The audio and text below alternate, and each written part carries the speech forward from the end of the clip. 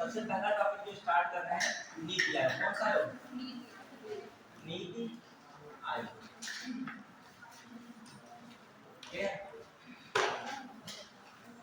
यहाँ से question BCS prelims में भी आते हैं और मेंस में भी यहाँ से क्वेश्चन आ सकते हैं। कहाँ से? नीति आयोग से। क्लियर? ध्यान दीजिएगा, नीति आयोग को हम लोग अच्छे से पढ़ेंगे। कुछ क्वेश्चन बाद में आपसे लोगों से पूछेंगे, आप लोग बताओगे भी नीति आयोग से जुड़े हुए क्वेश्चन। ठीक है, पहले कायदे से नीति आयोग को पढ़ेंगे। यहाँ पर प्रीलिम्स में तो आएगा ही आएगा, साथ में मेंस में भी इसके लिखने की बातें आती हैं। नीति आयोग के बारे में समझाइए, इसकी कार्यप्रणाली समझाइए, सब चीजें आती हैं। तो बेसिक से बिल्कुल पढ़ रहे हैं हम लोग। अब बेसिक में जो हम लोग देखें, नीति आयोग नाम ही लग रहा है नीति। नीति का मतलब पॉलिसी, पॉलिसी बनाने वाला आयोग। ठीक है, अब देख रहे हैं हम लोग क्या क्या चीजें इसमें है। नीति आयोग को पढ़ने से पहले हम लोगों को किस पर प्रकाश डालना पड़ेगा? योजना आयोग। किस पर? योजना आयोग। क्लियर? योजना आयोग। अब योजना आयोग पर जब प्रकाश डालेंगे तो इसमें राष्ट्रीय विकास परिषद पर प्रकाश डालना पड़ेगा। राष्ट्रीय विकास परिषद, विकास परिषद। देखिए मैंने टॉपिक लिखा था असंवैधानिक निकाय, वन, यही लिखा था ना। असंवैधानिक का मतलब गैर संवैधानिक निकाय। गैर संवैधानिक निकाय को या गैर संवैधानिक आयोग को एक ही बात होती है। तो अब हम लोग देख रहे हैं सबसे पहले योजना आयोग से तुलना करेंगे किसकी? नीति आयोग की। जो क्वेश्चन इधर पूछे भी गए हैं, भले नीति आयोग बन गया तब भी रिलेटेड किससे कर सकता है? योजना आयोग से रिलेटेड कर सकता है क्वेश्चन। देखिए योजना आयोग के बारे में देखें, इसका गठन पहली बार कब हुआ? 15 मार्च 1950। क्लियर? 15 मार्च 1950 से गठन हुआ। ये क्या कार्य करता था? खासकर पंचवर्षीय योजना बनाता था। पंचवर्षीय योजना, पंचवर्षीय योजना बनाना,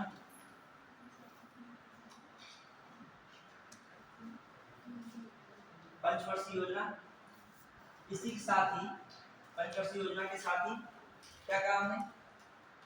राज्यों के लिए, राज्यों के विकास के लिए, के विकास के लिए धन आवंटन,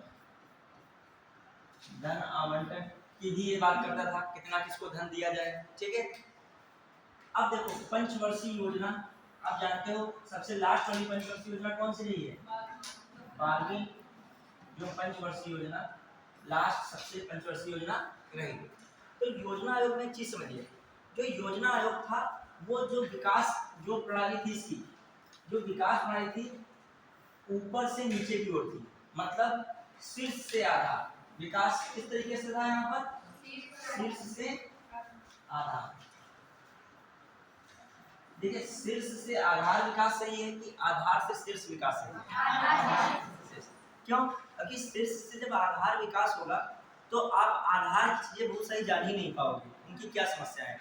यहाँ देखा जाए योजना आयोग जो है केंद्र प्रायोरिटी पर बेस्ड था, मतलब सेंट्रल पर ही आधारित था। ये जान ही नहीं पा रहा था राज्य को क्या जरूरत है, फिर राज्य के नीचे कौन है? स्थानीय निकाय है, उनको कितनी जरूरत है।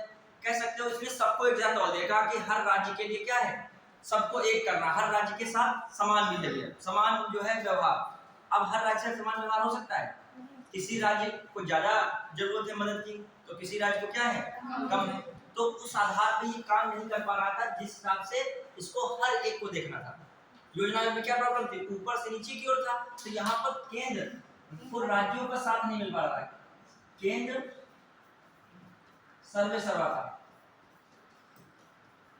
केंद्र सर्वे सर्वा। इसमें मेन पावर किसके पास है? केंद्र के पास।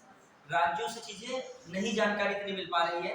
अब धन का भी आवंटन कौन कर रहा है? केंद्र ही कर रहा है। किस राज्य को कितना मिलना चाहिए। यहाँ पर देखा जाए केंद्र का इतनी पावर आ गई, मान जिस राज्य में उसकी सरकार नहीं है, सपोज केंद्र सरकार, जिस राज्य में एक पार्टी की सरकार नहीं है तो वहां पर दोनों दर्जे का भी व्यवहार एक हिसाब से हो सकता है कि यहाँ पर केंद्र वाली दूसरी पार्टी की सरकार है, राज्य में किसी दूसरे पार्टी की सरकार है। लेकिन जब पावर किसके पास है? यहाँ धन डिस्ट्रीब्यूशन की या धन को इधर से उधर ट्रांसफर करने के विकास के लिए योजना आयोग के पास। योजना आयोग में किसको प्रायोरिटी है? केंद्र को।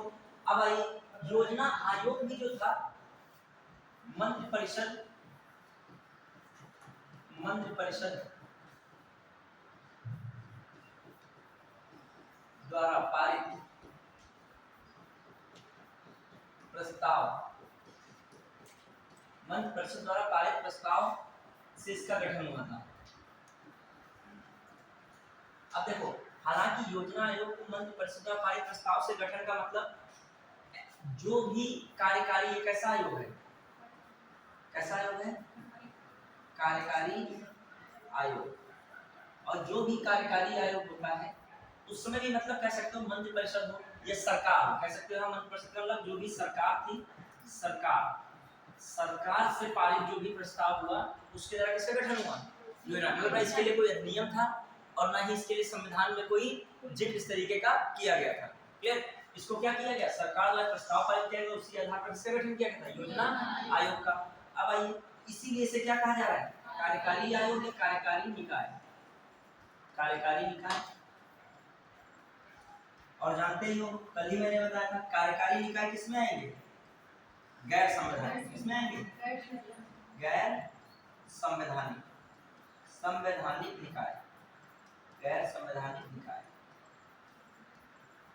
इसके रूप में गैर संवैधानिक निकाय के रूप में कौन होते हैं, जो भी कार्यकारी आयोग होते हैं। और कार्यकारी आयोग उन्हें कहते हैं जो केंद्र सरकार या मंत्रि परिषद द्वारा प्रस्ताव से कोई भी आयोग बना दिया जाए, उसे क्या कहते हैं, कार्यकारी आयोग। और कार्यकारी आयोग में कौन आता है, कौन आते हैं, गैर संवैधानिक आता है। अब उसी दिन जो बताया था, इसको समझिए एक बार। मैं लिख रहा हूँ जो आपका आयोग है, ज्यादातर आयोग या निकाय, इसको दो भागों में बांट दिया था मैंने, संवैधानिक, संवैधानिक निकाय या असंवैधानिक या गैर संवैधानिक। असंवैधानिक या क्या सही लिखना है, गैर संवैधानिक निकाय, संवैधानिक निकाय।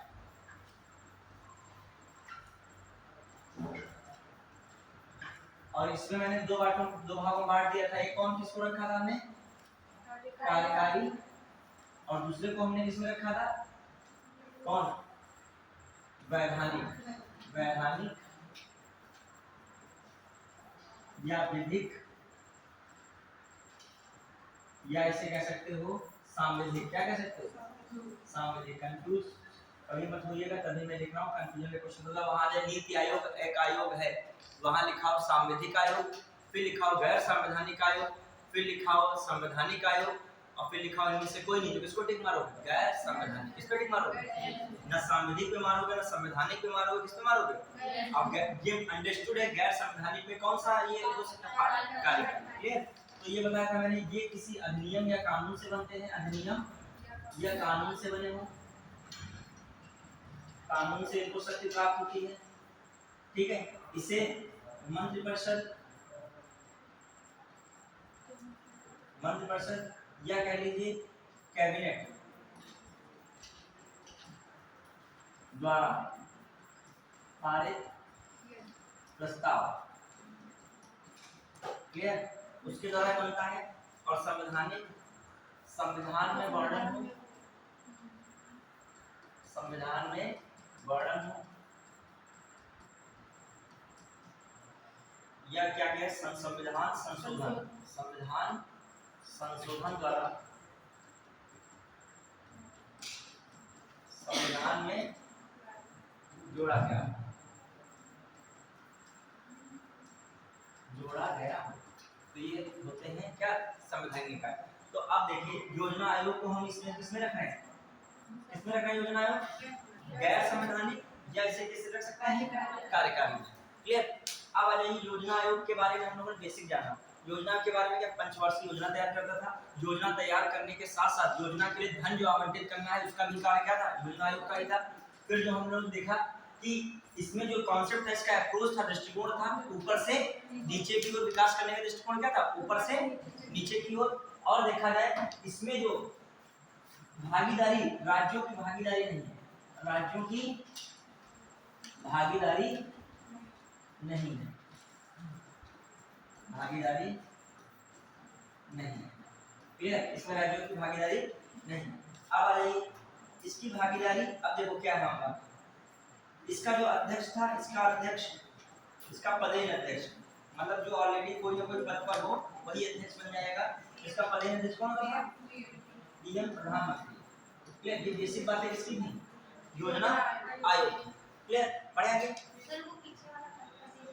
अच्छा एक सेकंड, इसमें कुछ हमने बस बताया है कि कभी आगे कंफ्यूज ना होइएगा। ये वर्ड्स इसे जो लिखवाया भी था इसको दिमाग में रखना है कि ये जो वर्ड्स हैं बड़े खतरनाक है। विधिक आ गया, सांविधिक को बहुत लोग संवैधानिक समझ लेते हैं एग्जाम हाल में है, तो सांविधिक अलग ही वर्ड है, वो किसमें आता है? विधिक, वैधानिक या स्टैट्यूटरी इंग्लिश में बोलते हैं, स्टैट्यूटरी, विधिक, संवैधानिक। और ये कार्यकारी को एग्जीक्यूटिव बोलते, क्या बोलते हैं? एग्जीक्यूटिव ऑर्गेनाइजेशन है। और ये क्या है? नॉन कॉन्स्टिट्यूशनल है, इंग्लिश बोल देते हो। फिर यहाँ पर क्या है? कॉन्स्टिट्यूशनल है, कॉमन बात है। ये संविधान में वर्णन हो या संशोधन द्वारा संविधान में क्या किया गया हो? जोड़ा गया हो। ये सब बातें ये मैंने बहुत सारे भी संवैधानिक आयोग पढ़ाए थे, आपके कुछ बाकी रह गए वो बाद में पढ़ाता हूँ, ठीक है। और ये आप किस पे चर्चा चल रही है? गैर संवैधानिक में। अब गैर संवैधानिक में मैं किसको बता रहा हूँ? योजना आयोग। योजना आयोग के बाद मैं राष्ट्रीय विकास परिषद बताने जा रहा हूँ, और फिर किस पे आ जाऊंगा? नीति आयोग। किस पे आ जाऊंगा? नीति आयोग। अभी इसके बाद जो मैं गैर संवैधानिक आयोग को पढ़ाऊंगा तो उसमें शायद मैं कौन सा पढ़ा सकता हूँ? इसमें से कौन पढ़ा दूं? सांविधिक। जहां कोई अधिनियम की बात करो तो कौन सा आयोग आप समझिएगा? सांविधिक है। जहां मैं अधिनियम की बात ना करो और ना संविधान की बात वहां पर करो तो आप समझिए किसकी बात हो रही है? कार्यकारी की। बस आप छांटने को भी आता है कि निम्नलिखित में से बताइए कौन गैर संवैधानिक नहीं है। गैर संवैधानिक नहीं, इसका मतलब कौन बताना है उसमें? संवैधानिक बताना है। गैर संवैधानिक नहीं है तो इसका मतलब वो क्या है? संवैधानिक है। इस चीज को दिमाग में रखोगे। अभी 4 आयोग दे देंगे और फिर कहेंगे इनमें से कौन गैर संवैधानिक नहीं है, तो तभी तो आप बता पाओगे जब आपको क्या होगा क्लियर, कौन है कौन नहीं है। जब इस चीज को जान पाओगे, किस चीज को? कंफ्यूज ही हो जाओगे वरना। बढ़िया बेसिक बात है, इसलिए बेसिक बात बता रहा हूँ वरना इसमें ही फंसते रहो। हम लास्ट तक यही बताते रहे ये संवैधानिक वो वैधानिक, तुम लोग ये उसको रटो वहां पे, फिर उधर उसको रट लो, फिर आपस में ही सब मिक्सचर कर दो। हम ऑप्शन दे दे वहां पे तो सर ये क्या हो गया, तो हमने पहले इसका निष्कर्ष कर दिया, ठीक है। अब देखिए, अब मैं राष्ट्रीय विकास परिषद की बात कर रहा हूँ। राष्ट्रीय विकास परिषद, राष्ट्रीय विकास परिषद, ठीक है। राष्ट्रीय विकास परिषद में क्या मामला है? देखिए, जो योजना आयोग कोई भी योजना बनाती थी उसको क्रियान्वयन की जिम्मेदारी किसकी थी? क्रियान्वयन में कौन सा योग करेगा? और फाइनली अप्रूवल कौन देगा? मतलब योजना तो बन गई, राज्यों का आवंटन हो गया, मतलब अब जमीन पर कब आएंगे, कौन अनुमोदन देगा? तो राष्ट्रीय विकास परिषद, ठीक है। इसका गठन कब हुआ था?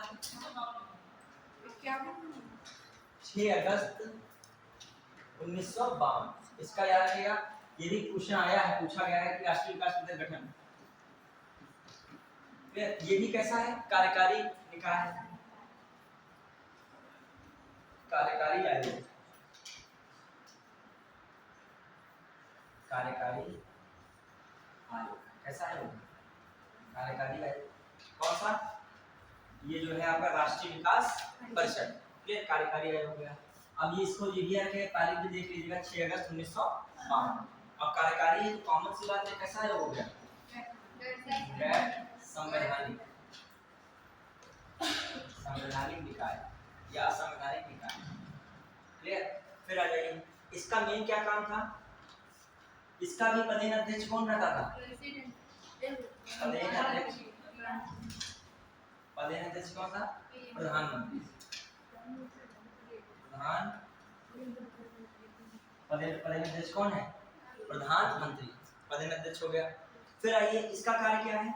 योजना आयोग, योजना आयोग के क्रियान्वयन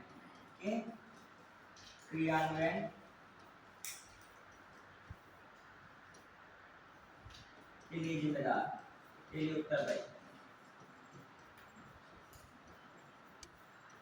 ठीक है। फिर यह कह लीजिए योजना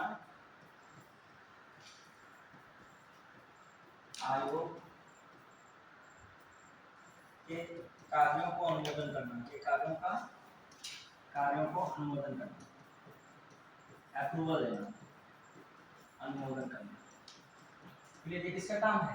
योजना में जो भी योजनाएं बनाई है उसको फाइनली जो क्या करना है? अप्रूव करना, कहना फाइनल पास करना, इसे कह सकते हो पास करना। ये कौन पास करेगा? राष्ट्रीय विकास परिषद। क्लियर, पढ़ा है? तो राष्ट्रीय विकास परिषद में क्या क्या बातें ध्यान देगा। अब देखो राष्ट्रीय विकास परिषद में एक इंपॉर्टेंट बात बढ़ जाती है कि इसमें कौन कौन से लोग शामिल होते हैं। अक्सर क्वेश्चन यहाँ से आ जाता है राष्ट्रीय विकास परिषद में। ठीक है, राष्ट्रीय विकास परिषद में शामिल कौन कौन है। एक तो प्रधानमंत्री हो गए, कौन हो गए, प्रधानमंत्री।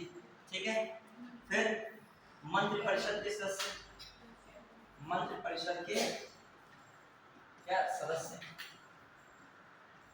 मंत्रिपरिषद के सदस्य। फिर जो हम लोग देखें कौन शामिल है मंत्रिपरिषद के बाद, सभी राज्यों के मुख्यमंत्री, सभी राज्यों के मुख्यमंत्री, सभी राज्यों के मुख्यमंत्री तथा दिल्ली और पुडुचेरी के मुख्यमंत्री। ठीक है, फिर आइए अगला, सभी संघ शासित, सभी संघ शासित राज्यों के प्रशासक। ठीक है, प्रशासक है, उपराज्यपाल है, जो भी होते हैं वहां पे।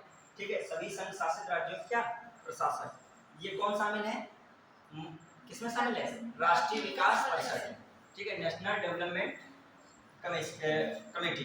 ठीक है, परिषद, राष्ट्रीय विकास परिषद, एनडीसी बोलते हैं, शॉर्ट में इसको क्या बोलते हैं, एनडीसी। ठीक, अब आइए बढ़ा जाएगा। तो इसको किसको जोड़ के, राष्ट्रीय विकास परिषद को किससे जोड़ के देख रहे हो, योजना आयोग से। अब आगे बढ़े। अब आइए, ये आपका इकोनॉमिक का टॉपिक होगा, जो 12 पंचवर्षीय योजनाएं हैं। इकोनॉमी में आप पढ़ लीजिएगा अच्छे से, जो 12 पंचवर्षीय योजनाएं हैं, और हर एक पंचवर्षीय का एक विषय होता है, उस विषय को देख लीजिएगा। ठीक है, अभी इससे क्वेश्चन आ जाते हैं। जितनी पंचवर्षीय योजना कितनी है, 12। कब से स्टार्ट हो रही है, हाँ 51 से स्टार्ट नहीं है, आप लोग पूरी 2017 तक चली है, 12 से 17। ये आपकी कितनी पंचवर्षीय योजना है, 12। तो उसमें आप देख लीजिएगा क्या क्या चीजें हो रही है, इसको पढ़ेंगे। चलिए, वो इकोनॉमी का टॉपिक हो जाएगा। अब आइए देखते हैं क्या मामला है। अब देखो नीति आयोग को क्या कहेंगे, नीति आयोग। अब हम लोग नीति आयोग क्या है, आयोग। ठीक है, क्योंकि नीति कमीशन। अब देखो क्या है नीति आयोग कि अब हम जो तुलना करेंगे योजना आयोग की बात करेंगे, तो आप दिमाग में आपके आएगा योजना आयोग क्या था। जैसे अभी हम कहते योजना आयोग की जगह प्रतिस्थापित कर दिया गया, तो योजना आयोग क्या प्रतिस्थापित तो कर दिया गया, सही है, लेकिन किसकी जगह किया गया। अब देखो क्या हो रहा है, इसे घटनाक्रम समझिएगा। जो हम लोग देखें योजना आयोग, योजना आयोग, उसकी कुछ कमियां क्या थी। जैसे एक था, केंद्र के पास पावर क्या थी, ज्यादा थी, केंद्र वाला मैटर फंसा था। और दूसरी बात क्या है, राज्य, जिस सरकार के राज्य में चले, राज्य पर आधारित अर्थव्यवस्था, अर्थव्यवस्था, सरकार की ज्यादा भूमिका है, इंटरफेयर किसका ज्यादा है, सरकार का। सब कुछ क्या करे, सरकार करे, हर एक चीज कौन करे, सरकार करे। ये और क्या था, सीट से आधार। नीचे वालों की समस्या उतनी पता ही नहीं चल रही, ऊपर से ही जो कुछ रेगुलेट हो रहा है। तो ये सब इसमें क्या रही है, प्रॉब्लम्स आ रही हैं। जो हम लोग देखें 1991 में, जानते हो आपका क्या एक मॉडल आया था, एलपीजी मॉडल आया था, एलपीजी मॉडल आया। इसमें अब जो है कुछ कुछ अर्थव्यवस्था अपनी कैसी होने लगी, बाजार आधारित। कैसी अर्थव्यवस्था होगी, मार्केट जैसी। अभी जो ग्लोबल वर्ल्ड में चल रहा है उसके अनुसार नहीं चलोगे तो पीछे हो जाओगे, क्योंकि सारी चीजें सरकार नहीं कर सकती थी। यहाँ पर एक वर्ड आया प्राइवेटाइजेशन, एक वर्ड आया ग्लोबलाइजेशन, मतलब वैश्वीकरण। अब अर्थव्यवस्था कैसी होनी चाहिए, बाजार। प्राइवेटाइजेशन और ग्लोबलाइजेशन जब होगा उससे अर्थव्यवस्था कह सकते हो क्या, बाजार। मिश्रित है, मिश्रित बच्चों अलग है। मिश्रित होता है क्या, मिश्रित क्या है, मिश्रित के कॉन्सेप्ट अलग है, वो अलग चीज उस दिन पढ़ाया था इकोनॉमी। मिश्रित में क्या होता था, निजी क्षेत्र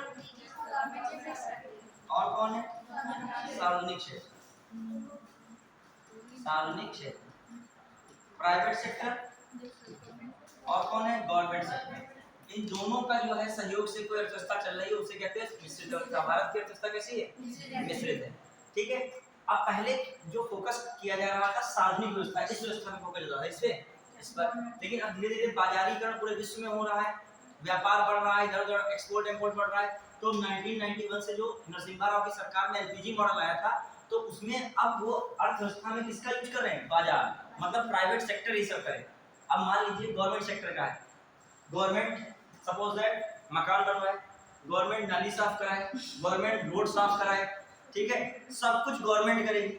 और मान लीजिए किसी चीज पे ज्यादा डिपेंड हो जाओ, मान लीजिए किसी चीज पे ज्यादा डिपेंड हो जाओ, फिर वो जो सब कुछ कर रहा होगा, फाइनली ऐसी स्थिति बनेगी वो फिर कभी ऐसा होगा कुछ भी नहीं कर पाएगा। अभी हर एक चीज इसी पे डाल देंगे, मैंने वो डगमगाया तो पूरा सिस्टम क्या हो गया, डगमगा गया। क्योंकि आप जो है पूरी तरीके से किस पर आश्रित हो गए, मान लीजिए किसी चीज पर आप पूरी तरीके से घर में ही आश्रित हो जाए और वो व्यक्ति बीमार हो जाए या कुछ दिक्कत आ जाए तो क्या होगा, धीरे धीरे प्रॉब्लम क्रिएट होगी। यदि आपने सेकंड विकल्प बनाया होगा तो आप कीजिए बाधित, और जब ज्यादा किसी जिम्मेदारी डालोगे तो व्यवस्थाएं चरमरा जाएंगी। जब ज्यादा जिम्मेदारी डाल दो तो यहाँ पर एक चल रहा है योजना आयोग इसलिए सक्सेस नहीं होती, सब कुछ यहाँ पर सरकार अपनी जिम्मेदारी संभाले हुए थे। प्राइवेट सेक्टर या कहिए ग्लोबल वर्ल्ड से उसका लेना देना कम था, क्योंकि बस अर्थव्यवस्था पर। अब इस वाले सिस्टम में क्या किया गया, प्राइवेटाइजेशन ग्लोबलाइजेशन, 1991 की बात है। अब एक ऐसी व्यवस्था की बात होने लगी जो अब प्राइवेट और गवर्नमेंट दोनों को क्या कर रही हो, क्लियर करती चल रही हो, और वहां पर प्राइवेट सेक्टर भी पीछे ना रहा। मतलब कह सकते हैं एक हिसाब से बिजनेस सेक्टर को भी आगे बढ़ाने का क्या हो रहा है, प्लान हो रहा है कि छोटे से लगाकर बड़े तक क्या किया जाए, बिजनेस, मतलब पूंजी बनाई जाए, पूंजी से मतलब कैपिटल बनाई जाए। और वो क्या है, राजस्व। ये किस व्यवस्था पे आधारित है, राजस्व, मतलब रेवेन्यू, सरकार के पास हर चीज राजस्व है। और यहाँ पर क्या किया जाए, खुद जो है कोई व्यक्ति क्या बनाए, पूंजी बनाए, बाजार व्यवस्था बनाए, राज्य भी अपना खुद उत्पादन करने लगे, केंद्र पर उसको निर्भर ही रहना क्या पड़े, कम पड़े, ये व्यवस्था होने लगी। तो अब बाजार व्यवस्था को ध्यान में रखते हुए ये योजना आयोग इस कॉन्सेप्ट को फॉलो नहीं कर रहा था। तो बात चर्चा चल रही थी आगे इसकी जगह पे कोई आयोग आए, कोई आता, इन फ्यूचर कोई आता, तो वहां पर 2014 में ही कौन क्या होता है, ध्यान दीजिएगा। अब मैटर क्या हो रहा है, मतलब बात तो यहीं से चल रही थी, अब योजना आयोग थोड़ा थोड़ा क्या हो रहा है, कमजोर हो रहा है, यहीं से चर्चा चल रही थी। कोई ना कोई अब चीजें, कोई ऐसा आयोग आए जो प्राइवेटाइजेशन और किसको ध्यान रखे, ग्लोबलाइजेशन को भी ध्यान में रखे, और लिबरलाइजेशन मतलब तीनों चीजों को ध्यान में रखे। तो अब उसकी बात क्या हो रही है, देखिए हिस्टोरिकल बैकग्राउंड में जो देखें 15 अगस्त, ठीक है, 2014 सबसे पहले बात कौन कर रहा है, 15 अगस्त 2014 को पीएम नरेंद्र मोदी, पीएम नरेंद्र मोदी, नरेंद्र मोदी कहां से बात कर रहे हैं, लाल किले की प्राचीर से, लाल किले के प्राचीर से योजना आयोग को प्रतिस्थापित कर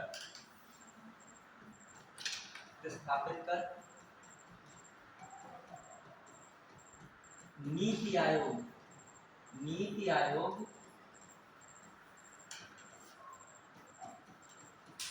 के गठन की घोषणा की, नीति आयोग के गठन की घोषणा की। जो पहली बार शब्द यहाँ पर देखने को मिला नीति आयोग, कोई भी एक ऐसा आयोग होगा, कौन योजना आयोग की जगह होगा, नीति आयोग। ये अभी केवल घोषणा थी, तो क्वेश्चन आ जाए नीति आयोग की पहली बार घोषणा कब की गई, तो क्या डेट लगाओगे, 15 अगस्त 2014। ये भी किसने की सर्वप्रथम, पीएम नरेंद्र मोदी ने। इसको भी ध्यान रखिएगा बाबा, नीति आयोग का गठन लगा दिया, पूछ क्या रहा है, घोषणा पूछ रहा है। अब आ जाइए, ये बेसिक बात थी। अब जो हम लोग देखें 1 जनवरी पूरा प्रोसेस हुआ, जो है प्रस्ताव पीएम के पास है, पीएम जो है मंत्रिपरिषद के क्या होते हैं, हेड होते हैं। अब तो जब वो घोषणा ही कर रहे हैं और योजना आयोग की जगह कर रहे हैं, तो योजना आयोग कैसा था, कार्यकारी था।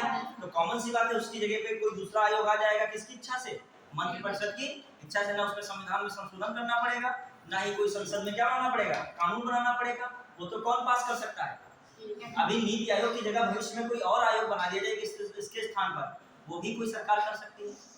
मान लीजिए कोई सरकार आए, इसकी जगह कोई और नाम दे दे, कह दे इसको प्रतिस्थापित करके कोई और आयोग बना दे, तो ये कैसा आयोग है, नीति आयोग कैसा है, कार्यकारी आयोग। कार्यकारी आयोग में दिक्कत ही नहीं, जो केंद्र सरकार चाहेगी जब चाहेगी तो बदल देगी। अब केंद्र सरकार ने क्या किया, जो है एक ये घोषणा कर दी। अब यहाँ पर क्या हुआ, 1 जनवरी 2015 नीति आयोग का गठन, नीति आयोग का गठन। क्लियर? नीति आयोग क्या हुआ? गठन। अब आ जाइए, नीति आयोग गठन हो गया। अब नीति आयोग का मामला क्या है? अब देखो नीति आयोग का मैटर मेन क्या है? नीति विशेषज्ञों का एक समूह है। रियल में क्या है? नीति विशेषज्ञों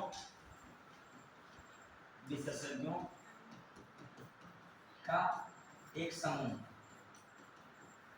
नीति विशेषज्ञों का समूह है। अर्थात क्या है? एक थिंक टैंक के रूप में कार्य करता है। किसके रूप में कार्य करता है? थिंक टैंक के रूप में कार्य करता है।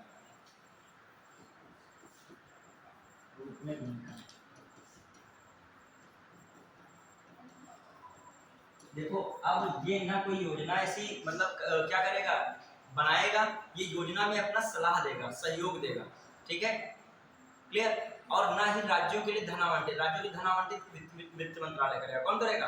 वित्त मंत्रालय। धन वगैरह वही देगा, ये केवल और केवल सजेशन देगा, सलाह देगा, ये करना चाहिए, ये नहीं करना चाहिए।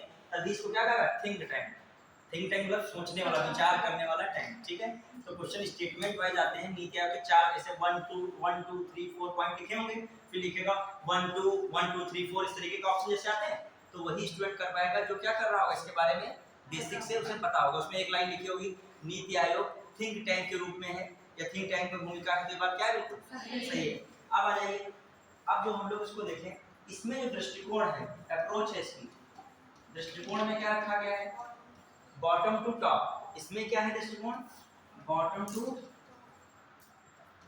टू टॉप, मतलब इसमें जो है बॉटम से, ठीक है, मतलब आधार से शीर्ष, ठीक, आधार से शीर्ष, क्लियर। ये आधार हो गया, तो ये क्या है? शीर्ष, ठीक, ये है इसमें। फिर जो इसमें एक और सबसे इंपॉर्टेंट बात है, ये किस पर है? सहकारी संघवाद पर आधारित है। किस पर आधारित है? सहकारी संघवाद पर आधारित,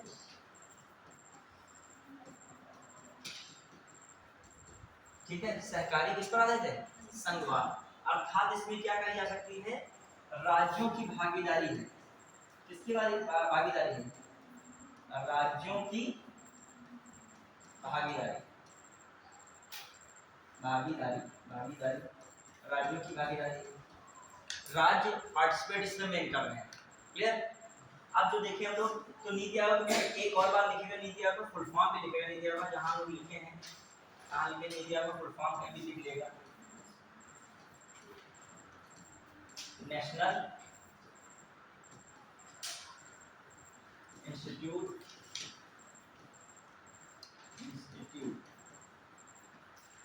फॉर ट्रांसफॉर्मिंग इंडिया,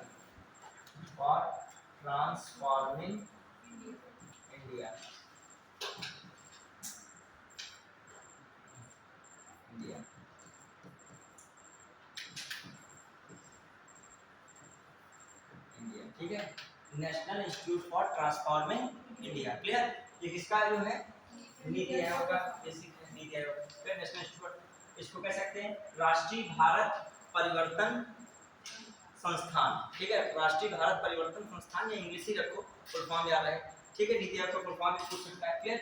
अब आ जाइए, नीति आयोग में हमने क्या क्या बेसिक बातें बताई हैं। इसकी घोषणा हुई है, इसका क्या हुआ है? गठन हुआ है। इसका जो दृष्टिकोण है, देखा जाए क्या है, जो है आधार से शीर्ष की ओर है, और किस पर आधारित है? सहकारी संघवाद। सहकारी संघवाद का मतलब राज्यों की अधिकतम भागीदारी।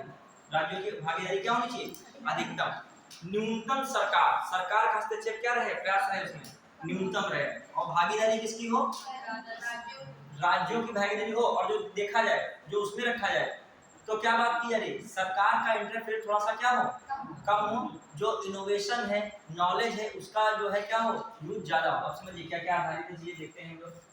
पहले बेसिक से देख रहे हैं। अच्छा, नीति आयोग में भी एक लाइन लिखिएगा, अगला जो आ गया नीति आयोग कैसा, उसमें लिखा गैर संवैधानिक, वो जो है तुम लोग को सब ये नहीं लिखा, तो एक इसके लिए लाइन में लिखेगा, नीति आयोग गैर संवैधानिक है। ये भी क्या है? नीति आयोग में भी हम लोग क्या लिख रहे हैं? गैर संवैधानिक, गैर संवैधानिक संस्था, अब जैसे मैं गैर संगठित लिखता हूँ तुम्हारे दिमाग में दो चीज तुरंत चलनी चाहिए, क्या है, या कार्यकारी है या किधर जा रहा है ये विधिक में।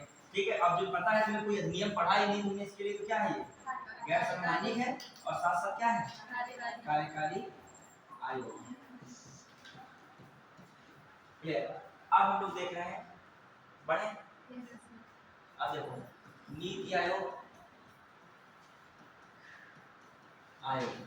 ठीक है, नीति आयोग की स्थापना देखे थे, स्थापना का गठन कब हुआ। ठीक है, फिर नीति आयोग का देखे क्या है, किसकी जगह पे आया है योजना आयोग। ठीक है, अब योजना से तुलना कर दी जाए, योजना से तुलना कर दी, फटाफट तुलना कर दीजिए नीति आयोग और योजना आयोग में। ये क्या है जो हम तुलना करें, इसमें केंद्र का भूमिका क्या है, केंद्र ज्यादा भूमिका में है। क्लियर। और इसमें हम लोग तुलना करें तो इसमें क्या है केंद्र और राज्य, केंद्र व राज्य दोनों की भूमिका।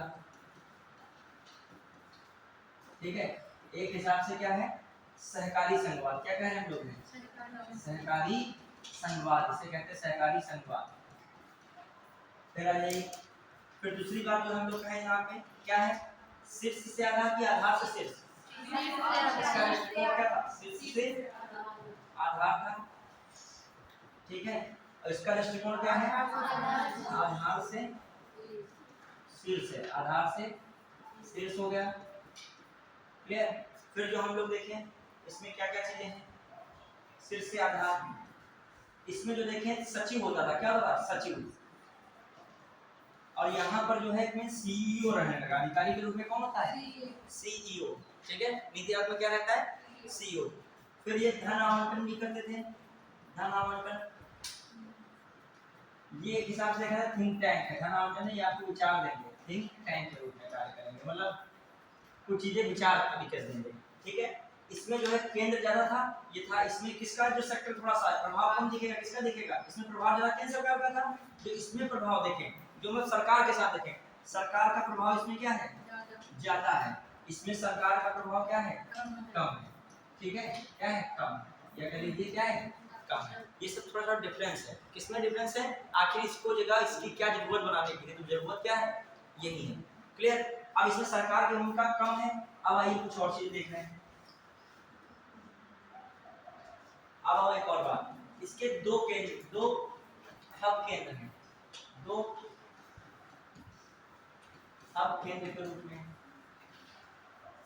एक पहला टीम इंडिया, क्या वर्ड आता है टीम इंडिया हब, क्या नाम है टीम इंडिया हब, और दूसरा knowledge and innovation hub, knowledge and innovation hub, knowledge and innovation hub. Hindi में this is the team India hub, English में इसको हिंदी में कहते हैं ज्ञान एवं नवाचार, ज्ञान एवं नवाचार, ज्ञान एवं नवाचार। ठीक है, चार इसके शीर्षक रहते हैं, चार शीर्षक हैं इंपॉर्टेंट, नीति एवं कार्यक्रम के लिए फ्रेमवर्क, फिर सहकारी संघवाद,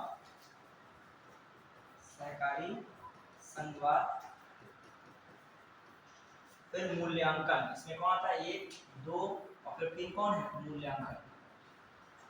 मूल्यांकन, और चौथा कौन है इसमें ज्ञान व नवाचार, ज्ञान और क्या है नवाचार। इस तरीके कुछ कहते हैं शीर्षक में आता है, इसमें कौन शीर्षक में आता है तो नीति और उसके कार्यक्रम का जो फ्रेमवर्क है, फिर क्या है सहकारी क्या रहता है संघवाद भी रहता है, मूल्यांकन भी रहता है, और क्या एक बात आती है ज्ञान और नवाचार। क्लियर, ज्ञान और नवाचार। अब देखो क्या है, देखिए बेसिक चीजें हैं, जब पढ़ोगे क्वेश्चन पूछूंगा आप लोग आराम से बताओगे, बेसिक चीजें हैं।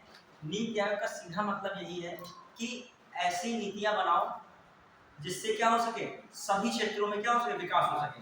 और किसको सलाह देनी है, राज्य को भी सलाह देनी है, राज्य सरकार को भी सलाह देनी है, किसको सलाह देनी है केंद्र सरकार को भी क्या देनी है, सलाह देनी है। इसमें ये नहीं है केंद्र के अकॉर्डिंग चलेगा सब कुछ, किसके अकॉर्डिंग चलेगा, केंद्र प्लस राज्य दोनों को एक साथ से देखा जाए हिस्सेदारी मिलेगी किसके अकॉर्डिंग, नीति आयोग के अकॉर्डिंग। बढ़िया। अब आ जाइए कुछ इसके मार्गदर्शक सिद्धांत हैं, कुछ इसके कैसे सिद्धांत हैं, मार्गदर्शक सिद्धांत। मार्गदर्शक सिद्धांत जैसे क्या है, ज्ञान और नवाचार तो है ही, ज्ञान और नवाचार। समावेशी विकास, कैसा विकास होना चाहिए, अभी बताओ, समावेशी विकास। ठीक, समावेशी विकास। फिर जो हम लोग देखें इसमें जननांकीय, जननांकीय लाभांश।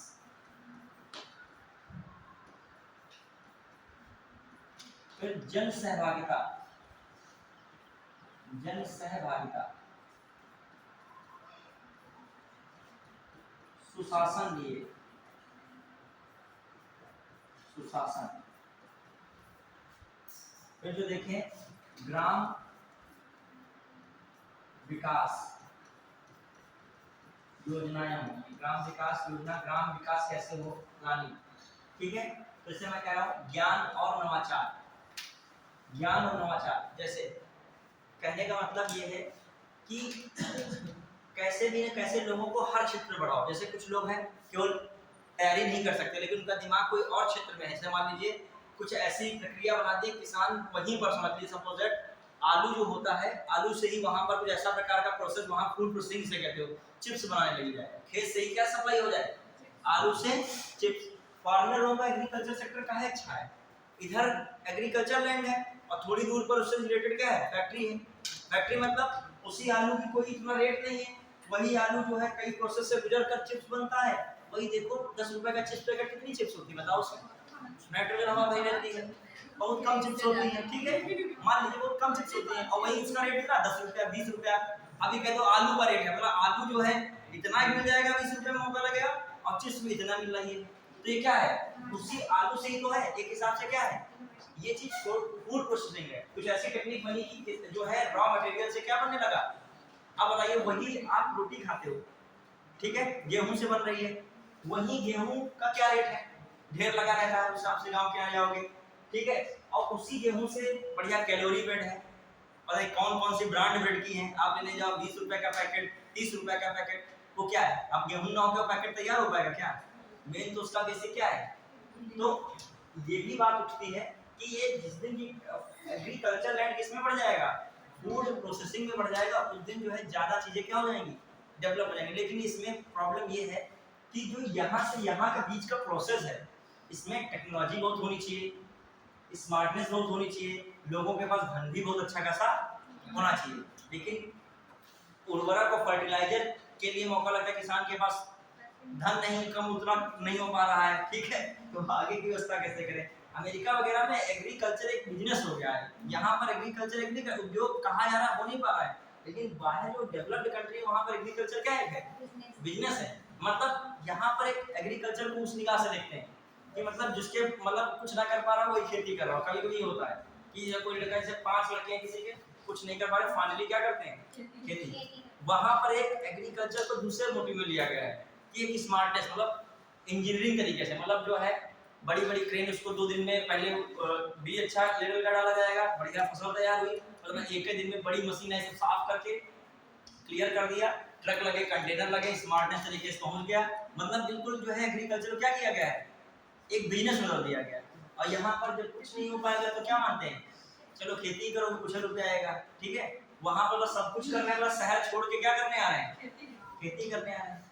यहाँ पर क्या है, एक गवर्नमेंट जॉब को एक मतलब कहा जाता है कि एक सरकारी नौकरी मतलब क्या हो जाती है, एक इमेज का सवाल हो जाती है। ठीक है, वहां पर जो डेवलप्ड कंट्री है, ब्रिटेन है, अमेरिका है, वहां पर क्या कल्चर चल रहा है, इंटर करने के बाद क्या कहा जा रहा है, कौन सा बिजनेस करोगे, समझ रहे हो। तो वहां पर किसका ज्यादा महत्व है, नवाचार का, बिजनेस। कौन सा स्टार्टअप, स्टार्टअप का मतलब कोई नया प्लान बनाओ जिससे लोगों की जरूरतें पूरी हो। जैसे जोमेटो है, ये क्या है, स्टार्टअप है। जोमेटो बिजनेस सोचा था, अरबों खरबों कंपनी है, क्या है, कुछ भी नहीं, एक नवाचार है ये केवल कि एक सर्विस पहुंचानी है यहाँ से जोमेटो का मालिक अमेरिका में बैठा होगा अपना, अब यहाँ आप डिश मंगा के यहाँ खा रहे हैं, ये क्या है? नवाचार। ये चीज है। अब जैसे मान लीजिए आपको क्या चलता है, ओ क्या हो आपका कैब जो चलता है, ओला शायद चलता है, कौन? टैक्सी वाला कैब, ठीक है। अब बताओ वो भी किसमें आ रहा है? किसी ने सोचा होगा लखनऊ जैसे शहर में, मतलब कोई बड़ा शहर होगा, कि लोगों को इधर से उधर जाने में क्या होती है, अब जो मालिक बैठा होगा वो कहाँ बैठा होगा? कहीं फॉरेन का, पता कहाँ की ओला कंपनी में, ओला भी नहीं पता कहाँ की सर्विस यूज करो। एक आपका चला होगा, बहुत सी चीजें, अमेजॉन चला है, वो तो उसका तो है फर्स्ट सेकंड थर्ड में रहता है आदमी, वर्ल्ड का तो पैसा वाला आदमी जो है कौन, जोस बेजोस रहता है, बेजोस कौन है, वो भी क्या है के हिसाब से नवाचार है। अब बताओ उसमें टॉप 3 में पैसे वाला है, उसका कोई बिजनेस नहीं है, बस क्या है बिजनेस, क्या है उसका, ना कोई सामान है, कुछ भी नहीं, क्या है उसका नवाचार, यहाँ से सामान को वहां पहुंचाना। आप बताओ हर एक लगभग घर में एक आदमी जरूर ऑनलाइन शॉपिंग कर रहे होंगे, हर घर में जुड़ा जरूर होगा कोई ना कोई, और किससे जुड़ा है, समझो अमेज़न से जुड़ा है, समझो कहाँ पैसा सप्लाई हो रहा है आपका, यहाँ को भी मिल रहा है रोजगार, लेकिन फायदा भी वहाँ को भी हो रहा है जिसने क्या किया है, नवाचार। तो ये चीजें हो रही है कि कोई नई चीज सोची जाए। अब पंजाब वगैरह जो डेवलप शहर है, लुधियाना वगैरह में, अब लोग जो है वो ऐप बनाने लगे हैं कि आप कोई सामान खरीदना, तुरंत वो कीजिए, तुरंत 5 से 10 मिनट में क्या हो जाएगी, डिलीवरी हो जाएगी। मतलब जोमेटो में कुछ ही चीजें थी, उसमें क्या हो रहा है, सब कुछ, मतलब हर चीज, बाइक तक उसी में आ जाएगी, पढ़ाई किताब मंगानी, किताब भी आ जाएगी। तो बताइए सब चीजें क्या है, इनोवेशन है। पूरा सिस्टम फैला दिया गया, यहाँ चैन तक है, 10 मिनट में ये लड़का साइकिल उठाएगा, फटाक से यहाँ पहुंच जाएगा, डिलीवरी करेगा, उसको रुपया मिला, वहाँ खाते में पहुंचा, पूरा एक सिस्टम, ये होता है नवाचार। चलिए आइए अगला देखिए हम लोग, ये सब चीजें क्या है, ज्ञान है, नवाचार है, समावेशी जननांकी सहभागिता, और कौन है ग्राम विकास योजना, ये सब किससे संबंधित है, इसके क्या है मार्गदर्शक सिद्धांत। अब हम लोग देखें ये जो है नीति आयोग के बारे में मेन यही बातें थी, कौन कौन सी कैसे समझिएगा। पहली बात इसकी क्या रखेगा, स्थापना, ठीक है। देखो इसका कार्य में जो पूछा जाए, कार्य में क्या है, कार्य में क्या है, ग्राम क्यों बता रहा हूँ, क्योंकि आधार सबसे ज्यादा विकास का कौन है, ग्राम है। अच्छा एक मैंने वर्ड दिया समावेशी विकास, कौन विकास, और एक सतत विकास भी लिखेगा, इसके सिद्धांत में कौन आता है, सतत विकास, ये भी लिखेगा, सतत विकास, सतत विकास। ये देखिए एक ज्ञान नवाचार की बात हो गई, मैंने बताया।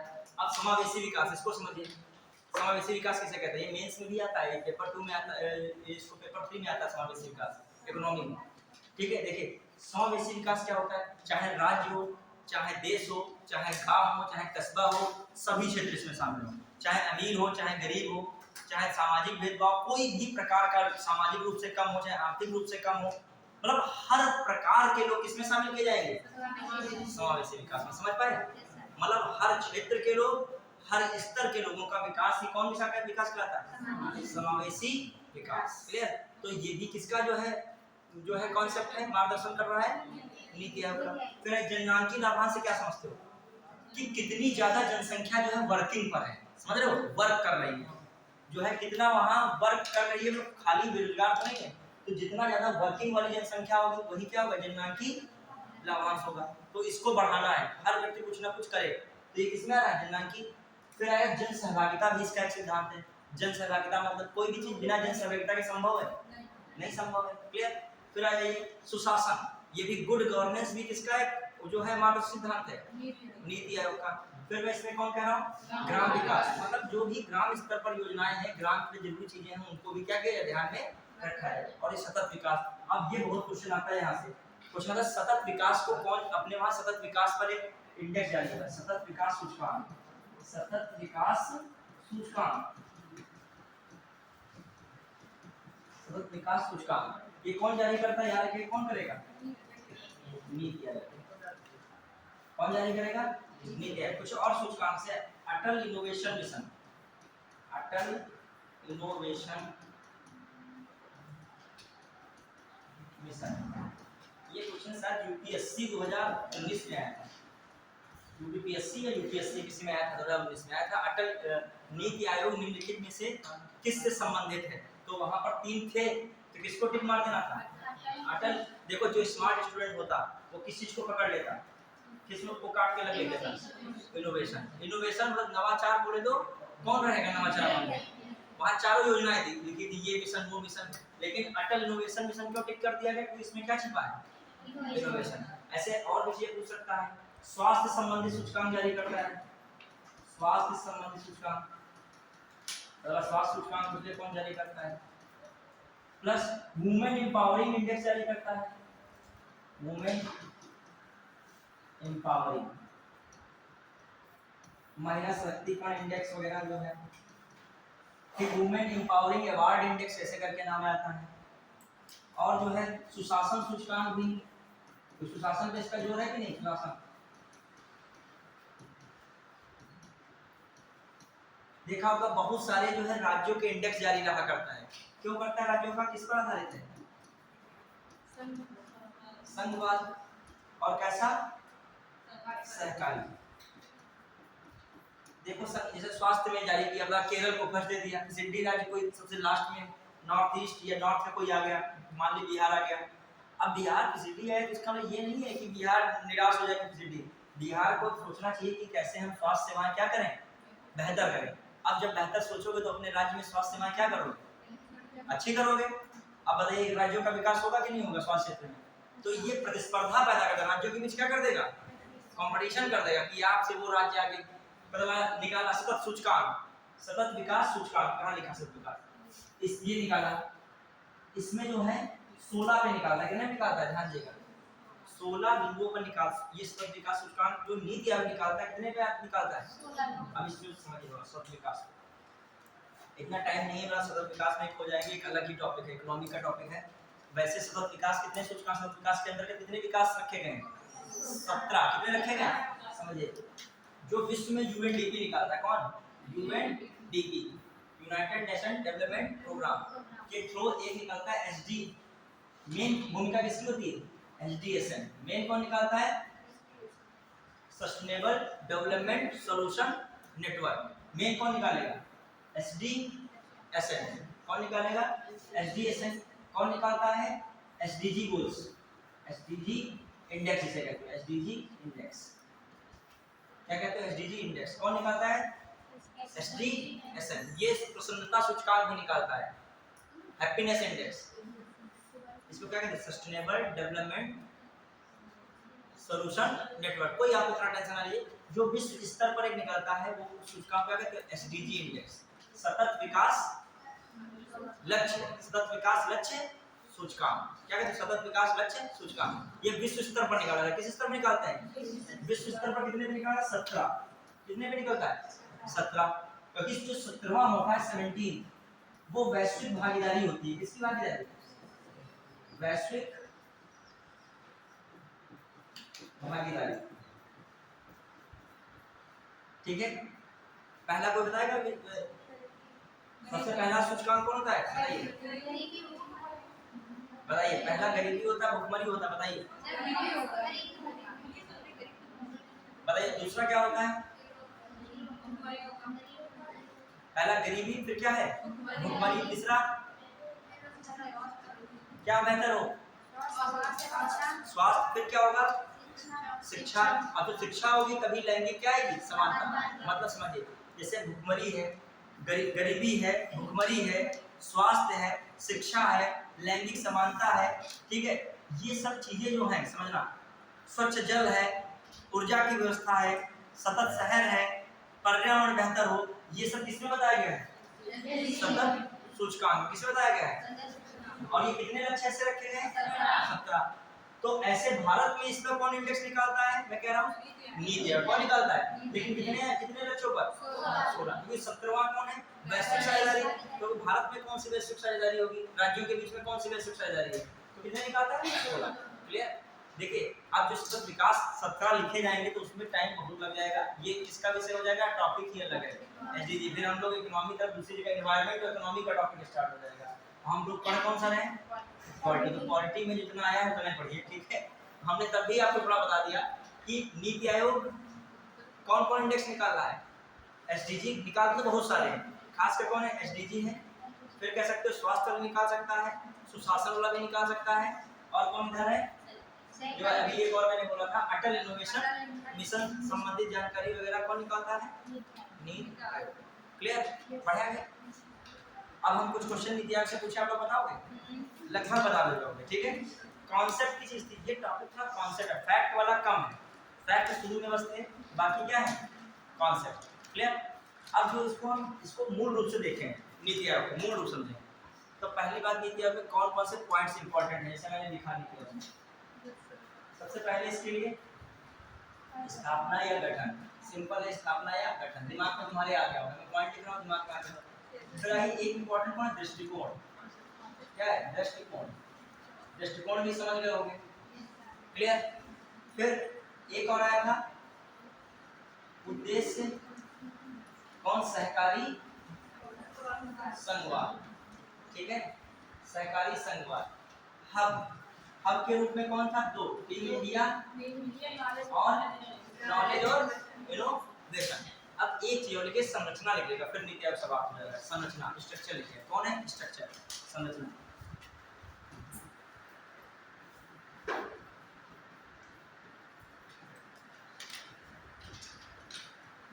स्ट्रक्चर लिखे, संरचना में क्या क्या आएगा देखिए। इसमें एक तो क्या होगा, पदेन अध्यक्ष होगा,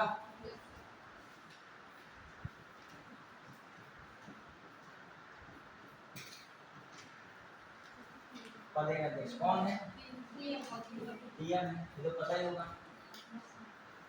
अब वर्तमान करंट भी देख लीजिएगा, जो चीजें हो वर्तमान में उनको भी पढ़ लीजिएगा, ठीक है। कुछ चीजें बाद में भी बता देंगे, लेकिन जो मेन है, इसमें सीईओ कौन है, जैसे इस समय उपाध्यक्ष कौन है, ठीक है, इन चीजों को थोड़ा दिमाग में रखना पड़ेगा। हाँ देखिए, पदेन अध्यक्ष हो गया एक पद, एक है उपाध्यक्ष, कौन होता है उपाध्यक्ष। जो बताइए सबसे पहले उपाध्यक्ष कौन थे, अरविंद पनगड़िया। अभी कौन से वो बने हैं, नहीं, अरविंद पनगड़िया क्या बने हैं, 16वें वित्त आयोग के चीफ हैं, कौन है, अरविंद पनगड़िया। ये भी याद रखिएगा, करंट स्टेट में कौन है इस समय पहले कौन थे, पहले उपाध्यक्ष अरविंद पनगड़िया।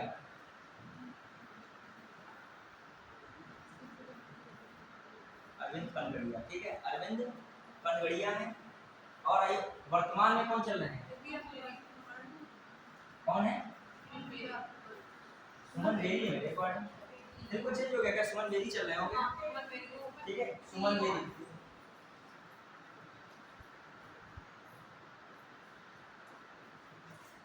सुमन बेरी, ठीक है।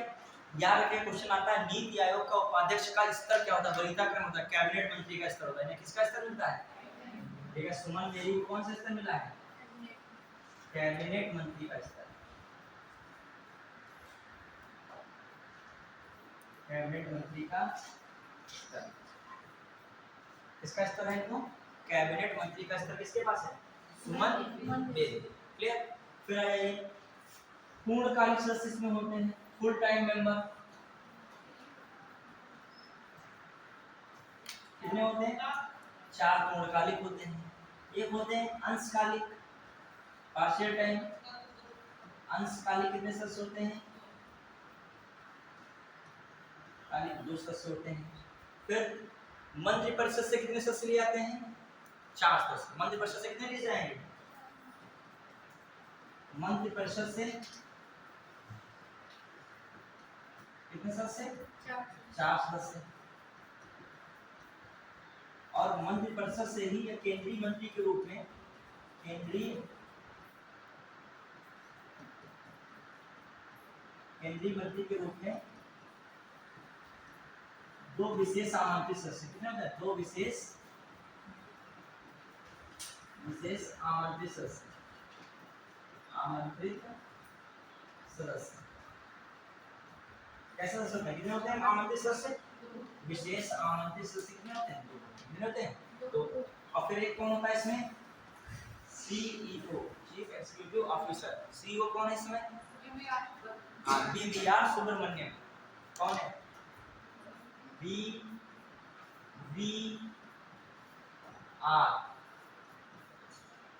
सुब्रमण्यम,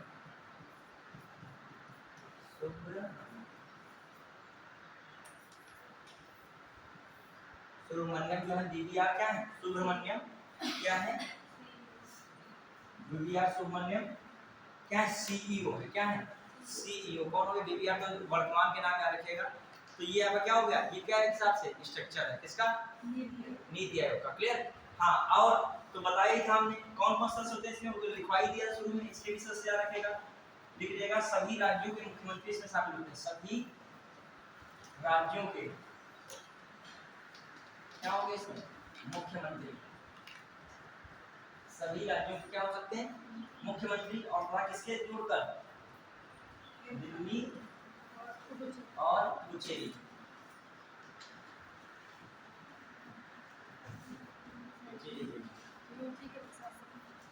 और देखा जाए दूसरी ओर कौन होंगे? यूटी। यूटी के भी क्या रहेंगे? यूटी के प्रशासक। यूटीज के प्रशासक मेन जो है इनकी भूमिका। देखो मुख्यमंत्री जब सब राज्यों कह दिए गए तो सभी पार्टीज के उसमें क्या गए? मुख्यमंत्री आ गए। तो अब वो एक हिसाब से कैसा इसका जो स्ट्रक्चर हो गया फेडरलिज्म का, मतलब संघवाद। संघवाद किसे कहते हो? जिसमें केंद्र हो क्या हो? राज्य। तो इसमें ये स्ट्रक्चर समझिए किसका है? नीति जो है वो नीति आयोग। क्लियर? तो ये सब बातें आपको नीति आयोग के दिमाग में रखनी होंगी। बढ़िया। अब मैं कुछ क्वेश्चन नीति आयोग से पूछ रहा हूँ, नीति आयोग योजना से जुड़े हुए होंगे। जैसे क्वेश्चन में दिमाग एक क्वेश्चन आया था कि जो उपाध्यक्ष का पद होता है किसके वरीयता क्रम में होता है, तो इसको जरूर दिमाग में रखिए। किसका होता है? लगता है उपाध्यक्ष कोई पावर नहीं, लेकिन जितनी पावर कैबिनेट मंत्री को दी जाती है उतनी पावर किसके पास है? उपाध्यक्ष के पास। अब मैं कुछ क्वेश्चन आपसे पूछता हूँ, आप बहुत आराम से बता दोगे, कोई घबराने वाली बात नहीं है। 4-5 क्वेश्चन होंगे, देखता हूँ जो करेक्ट कर रहा हूँ आपसे। ठीक है? जो पीछे से आईएएस में आए हैं नीति आयोग से।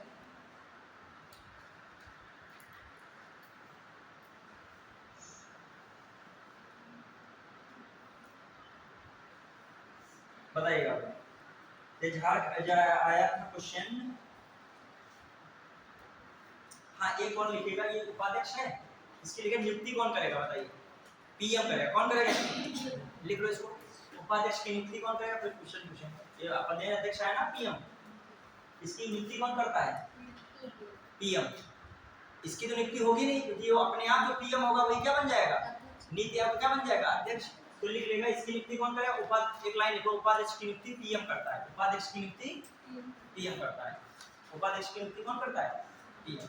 अब आइए क्वेश्चन पूछ रहा हूँ, योजना आयोग को प्रतिस्थापित करते हुए निम्नलिखित में से किस दिन नीति आयोग अस्तित्व में आया?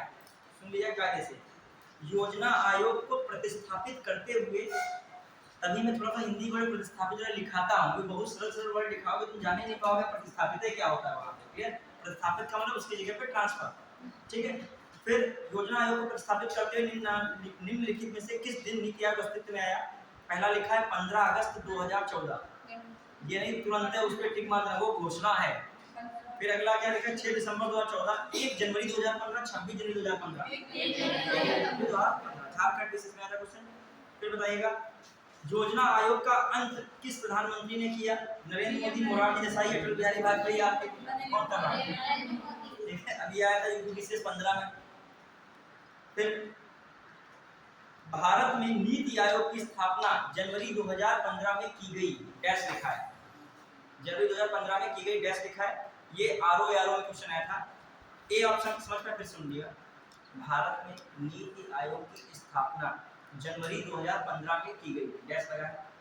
राष्ट्रपति के द्वारा जारी अध्यादेश से। फिर अगला ऑप्शन संसद के द्वारा एक अधिनियम से। ठीक है? फिर संघीय मंत्रि परिषद द्वारा एक विशिष्ट प्रस्ताव से।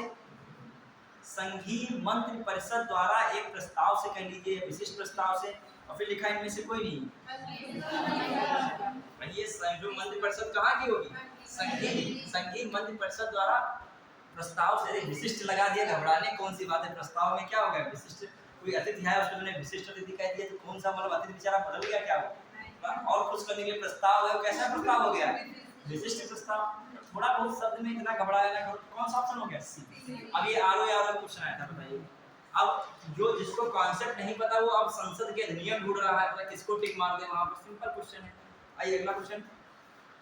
नीति आयोग के प्रथम उपाध्यक्ष कौन थे? ये एमपीपीसीएस 2020 में आया है और एमपीपीसीएस 2018 में आया है। सबसे मस्त जो एग्जाम होता है लोकसभा में एमपीपीसीएस होता है, बहुत सीधा पूछता है, समझ रहे हो?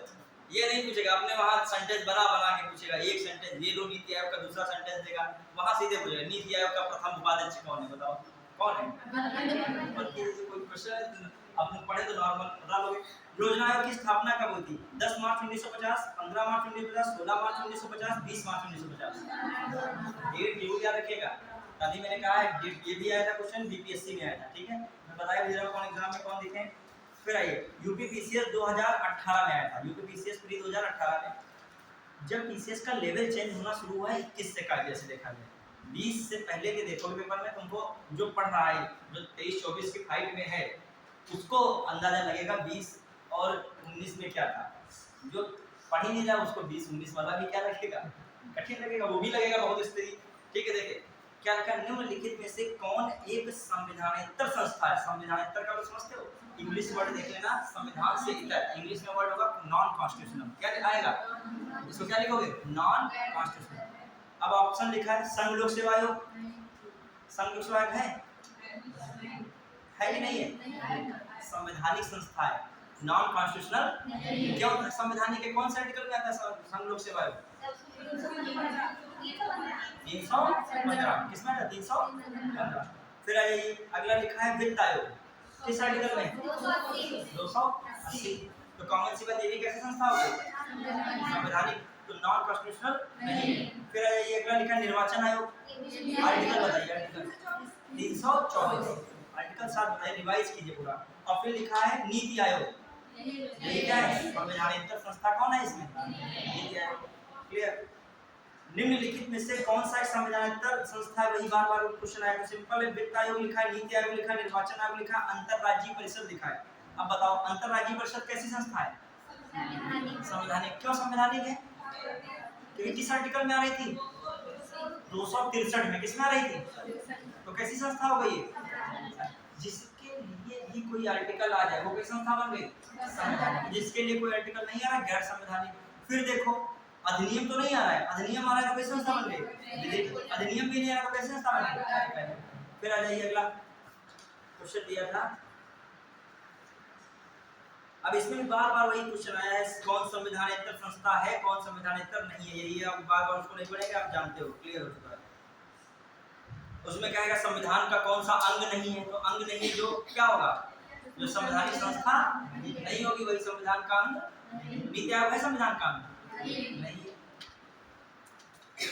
फिर वही क्वेश्चन लिखा हुआ, लाइन लगी है वही क्वेश्चन की, 10-15 क्वेश्चन लाइन से है कि कौन इसी पे कॉन्सेप्ट पे कौन संवैधानिक है, कौन संवैधानिक नहीं है। ठीक है, अब आप लोग बताइए, योजना आयोग का उपाध्यक्ष किसके समकक्ष होता है? ये लिखा है, ऑप्शन लिखा है उपराष्ट्रपति, राज्य मंत्री, कैबिनेट मंत्री, सर्वोच्च न्यायालय के न्यायाधीश। कैबिनेट मंत्री, वही दर्जा वाला फिर आया है, कोई मतलब नहीं है।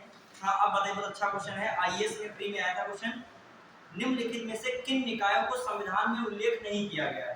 ठीक है, सिंपल बता दोगे आप लोग। पहला लिखा है राष्ट्रीय विकास परिषद, संविधान में उल्लेख है?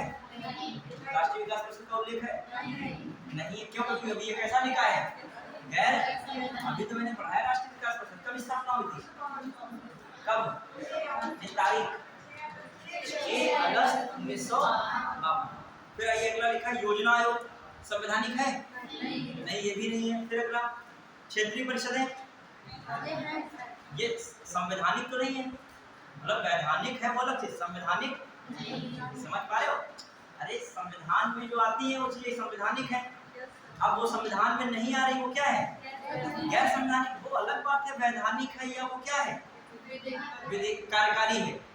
समझ पाए? तो बताइए, अब इसमें ऑप्शन लिखा था 1 2 होगा, 2 होगा, 1 3 होगा, 1 2 3 होगा। इतना कंफ्यूज तो होगा ही। राष्ट्रीय विकास परिषद, ठीक है, फिर लिखा उसमें योजना आयोग,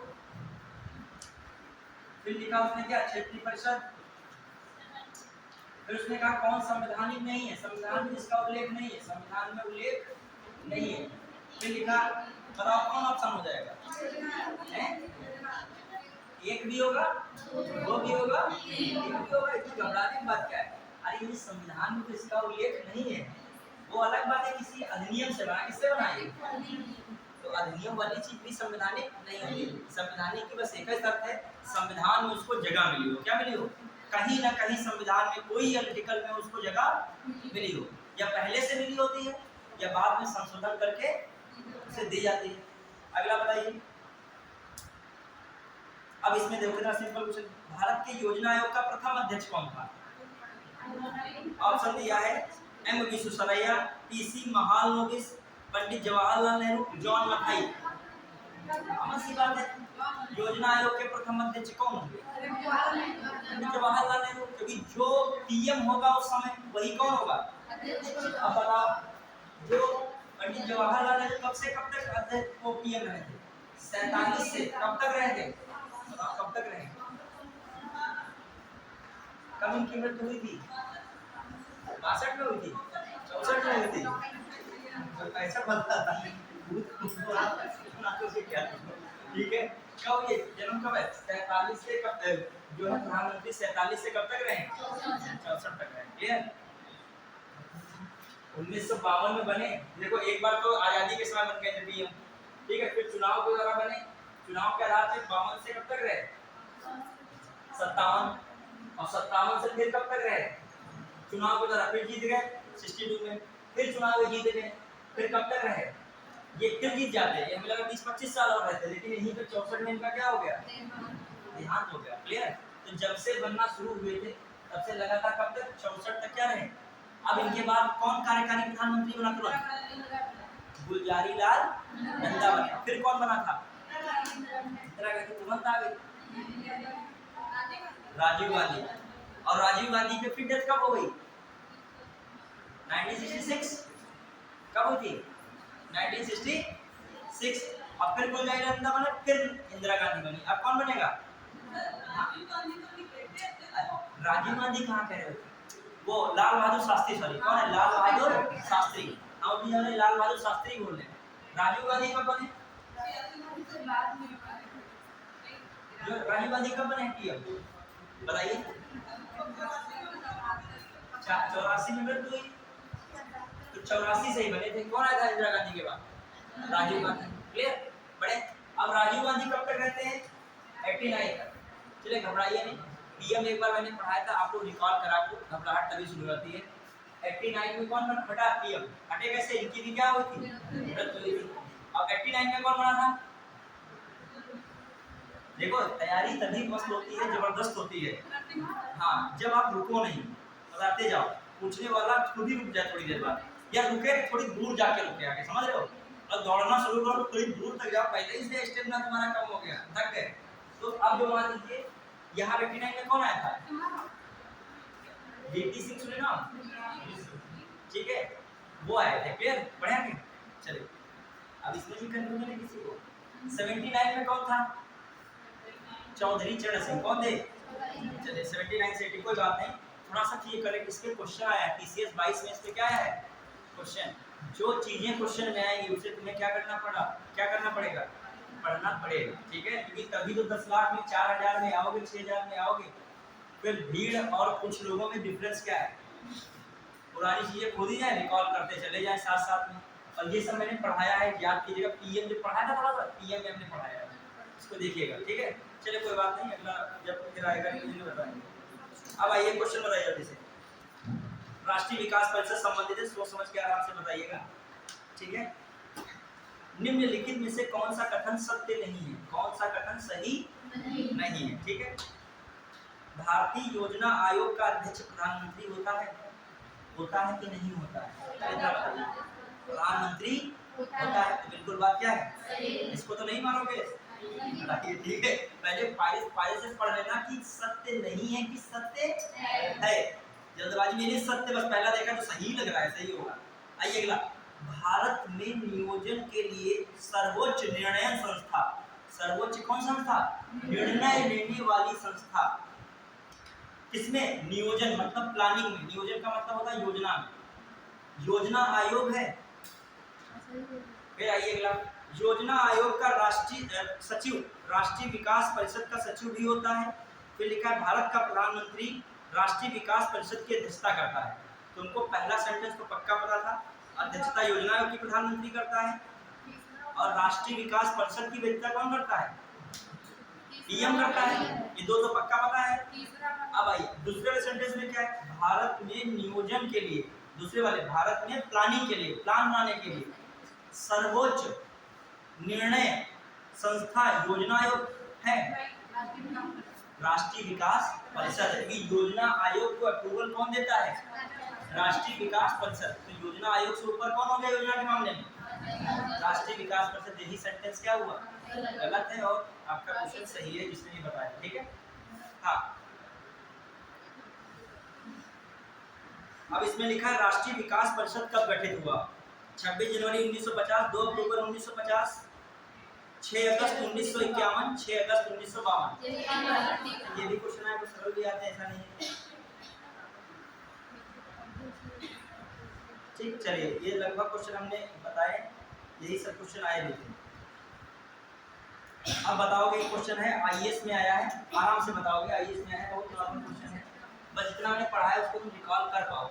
देखो जितना मैं पढ़ाता हूँ प्रयास मेरा यही रहता है एग्जाम ओरिएंटेड हो, क्योंकि टाइम कम होता है, तो जितना मैंने लगभग पढ़ाता हूँ तो उसको कायदे से एक बार कॉपी पेन पे पढ़ोगे, आराम से रिवाइज करोगे तो क्वेश्चन हो जाएंगे, ज़्यादातर हो जाएंगे, 90% प्लस हो जाएगा। देखिए आया है राष्ट्रीय विकास परिषद की रचना, लिखा है राष्ट्रीय विकास परिषद की रचना, रचना करते हैं, रचना करते हैं। ठीक है, लिखा है रचना करते हैं। पहला पॉइंट लिखा है पीएम। ठीक है, फिर है अगला पॉइंट लिखा है अध्यक्ष, अध्यक्ष लिखा है, और फिर कॉमा लगा है वित्त आयोग। क्या लिखा है? वित्त आयोग। फिर 3 लिखा है संघीय मंत्रिमंडल के सभी मंत्रीगण, संघीय मंत्रिमंडल के सभी मंत्रीगण, संघीय मंत्रिमंडल के मंत्रीगण या मंत्री लिख लिया, संघीय मंत्रिमंडल के मंत्री। फिर जो है राज्यों के मुख्यमंत्री। क्या लिखा है? राज्यों के मुख्यमंत्री। देखो वैसे तो जो वहां पर आप लिखना चाहो जहाँ पे मंत्रिपरिषद लिखा है तो मंत्रिपरिषद का ही एक हिस्सा कौन होता है? मंत्रिमंडल। कौन होता है? तो वहां चाहे मंत्रिपरिषद के ब्रैकेट में वहां मंत्रिमंडल भी लिख लिया। क्या लिख लिएगा? मंत्रिमंडल। अभी चल जाएगा वो कम से कम। अब आइए इसमें विकल्प क्या बताना है आपको, बताइए।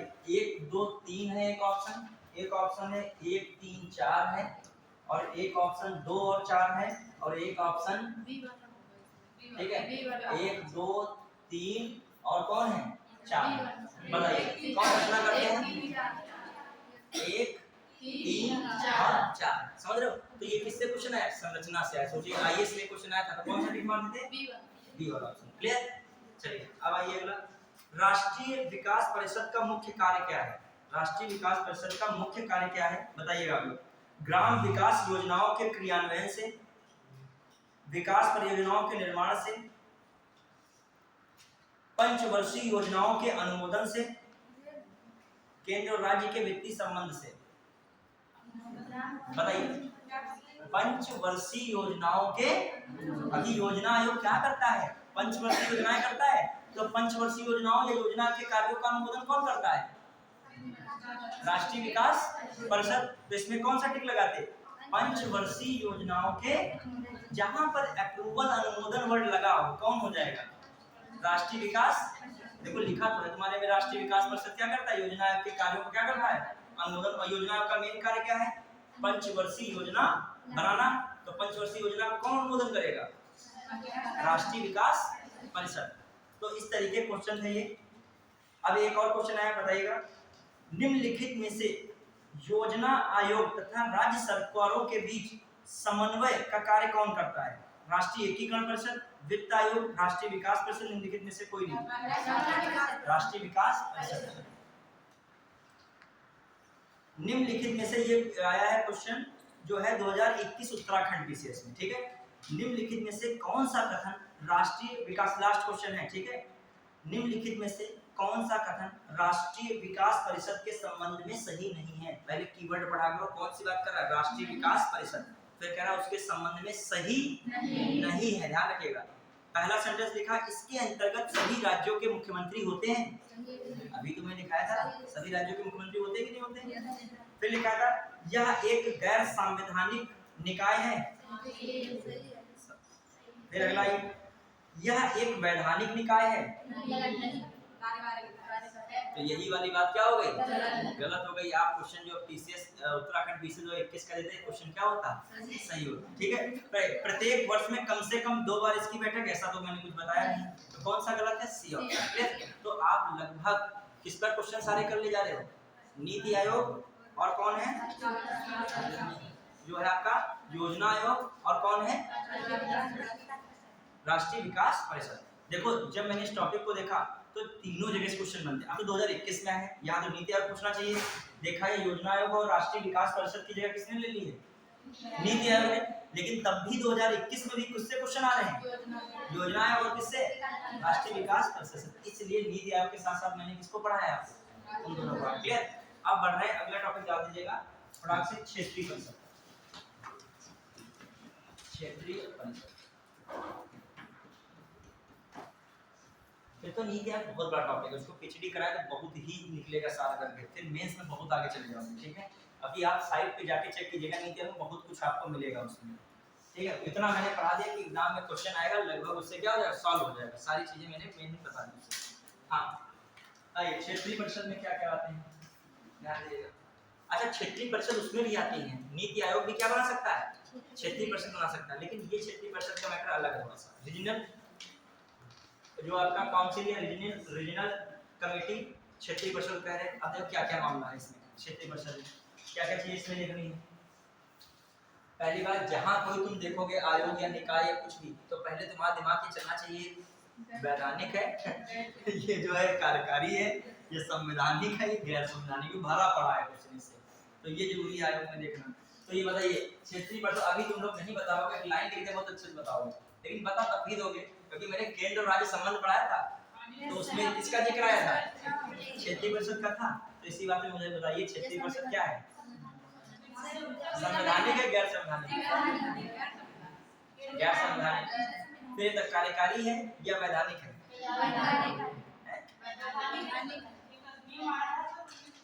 हाँ 1900 क्या था, 1900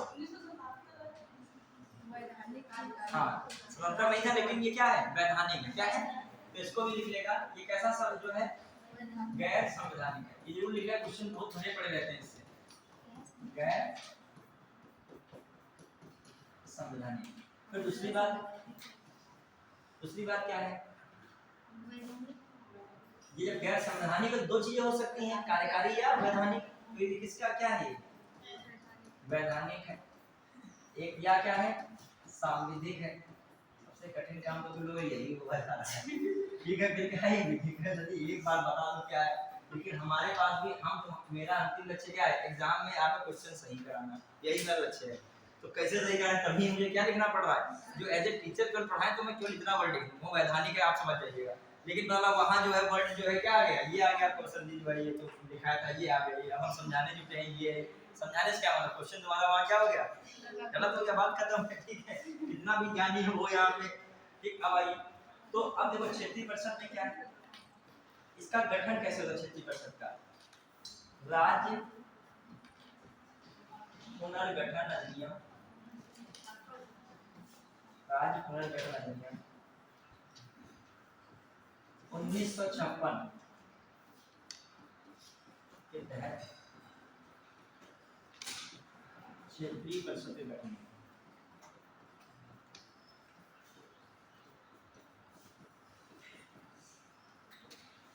ठीक है, तो किस अधिनियम के तहत हुआ है, राज्य पुनर्गठन अधिनियम, स्टेट रिकंस्ट्रक्शन एक्ट 1956। क्लियर।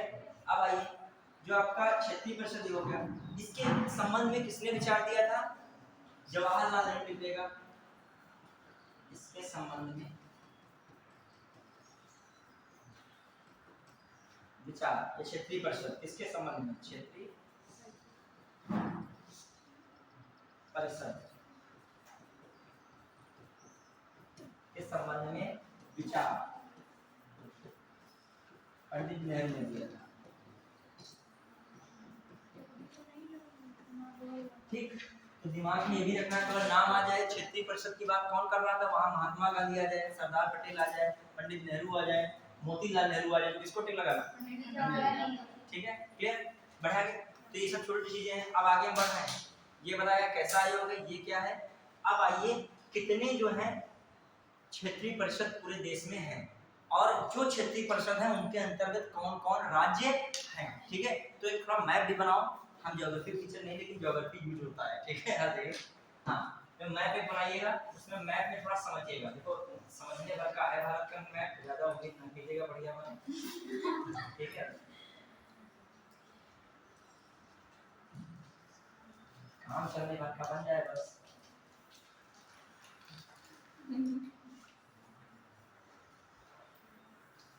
उसको लग रहा है कि नहीं भारत में।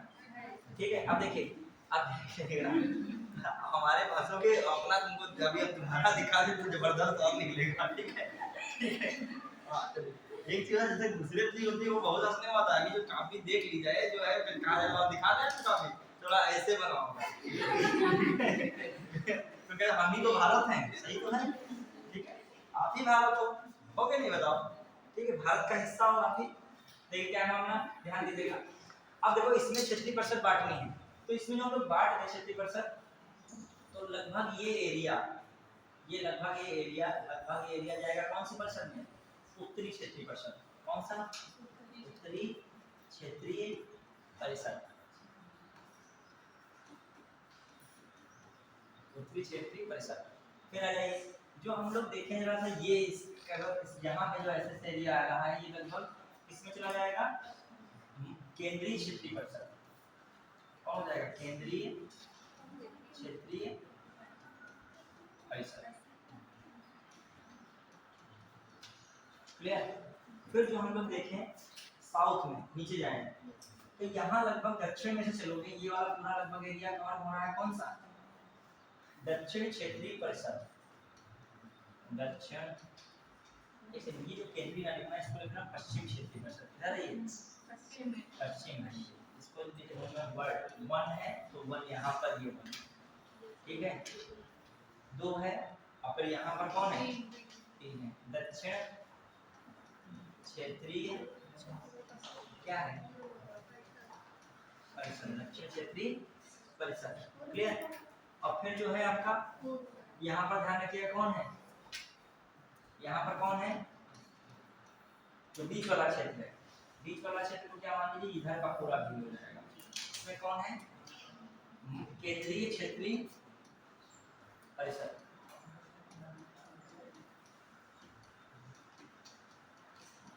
क्लियर। फिर अगले पांचवा कौन है आपका, पूर्वी क्षेत्रीय परिषद। ये कौन है, पूर्वी क्षेत्रीय परिषद, पूर्वी क्षेत्रीय परिषद। ये सब पूर्वी क्षेत्रीय परिषद है, पूर्वी क्षेत्रीय परिषद। क्लियर, पूर्वी क्षेत्रीय परिषद हो गया। अब आइए इसमें देख रहे हैं हम लोग पूर्वी क्षेत्रीय परिषद के साथ, तो पूर्वी क्षेत्रीय परिषद हो गया। अब एक और इम्पोर्टेंट पॉइंट है, छठी जो परिषद बनी है वो अलग से देखिएगा, पूर्वोत्तर क्षेत्रीय परिषद। कौन है, पूर्वोत्तर क्षेत्रीय परिषद, क्षेत्रीय परिषद, पूर्वोत्तर क्षेत्रीय परिषद। ये कौन सी परिषद है, पूर्वोत्तर क्षेत्रीय परिषद। क्लियर। अब आ जाइए, ये वाला जो एरिया कौन सा है, ये सब किसमें जाएगा, पूर्वोत्तर क्षेत्रीय परिषद। क्लियर। अब हम एक क्वेश्चन पूछ रहे हैं आपसे, ये लिख लिया कि नहीं पहले। अच्छा, मतलब बिल्कुल हर चीज आराम से स्पष्ट होनी चाहिए, मतलब देखिए अब हो गया। क्लियर। पढ़ेंगे एक क्वेश्चन देखिए, तो नॉर्थ ईस्ट रीजनल एरिया कौन है, ये वाला कौन है, क्या क्या जी? अच्छा नंबर डाल देते हैं, एक नंबर से 2 हो गया, ठीक है, 3 हो गया। क्लियर है। फिर यहाँ पर मैं कौन सा रख रहा हूँ, केंद्रीय है कौन सा है, 4 है, ठीक है, और ये केंद्रीय में पूरा ये है केंद्रीय, ठीक है, ये केंद्रीय हो गया। फिर मैं कह रहा हूँ जो है पूर्वी कौन है, यहाँ पर 5 है, और फिर कौन है पूर्वोत्तर, कौन सा मैं कह रहा हूँ, ये जो है कौन है, 6। क्लियर। बढ़िया।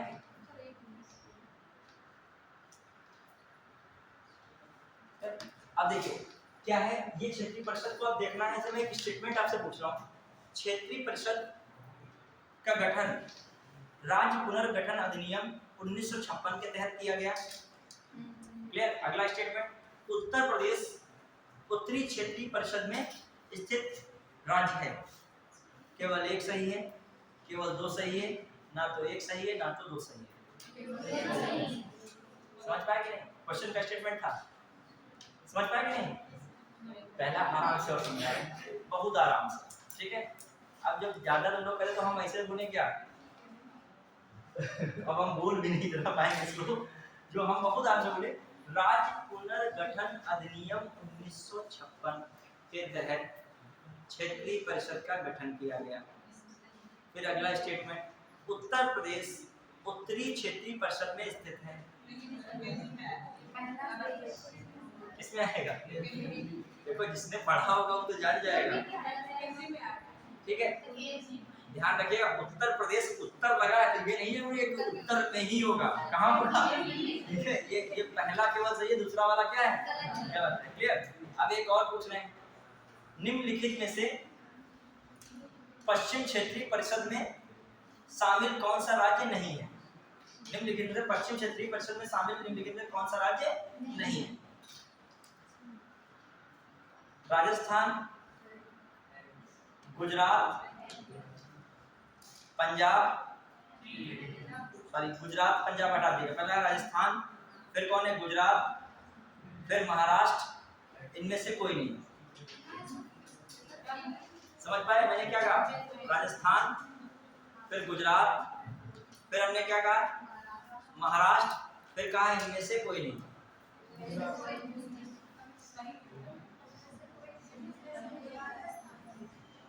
राजस्थान जो है उत्तरी क्षेत्रीय परिषद में आता है, किसमें आता है? उत्तरी क्षेत्रीय पश्चिम में नहीं आता, इसलिए लिख लो इसको कायदे से, एक बार लिख लो, फिर गेस नहीं मारना होगा, लिखिए। अब आइए बढ़ेंगे, तो सबसे पहला कौन है? उत्तरी क्षेत्रीय परिषद। अभी क्लियर हो जाएगा, एक भी क्वेश्चन यहाँ से नहीं गलत करोगे। उत्तरी या देखिए उत्तर क्षेत्रीय परिषद, उत्तरी क्षेत्रीय परिषद,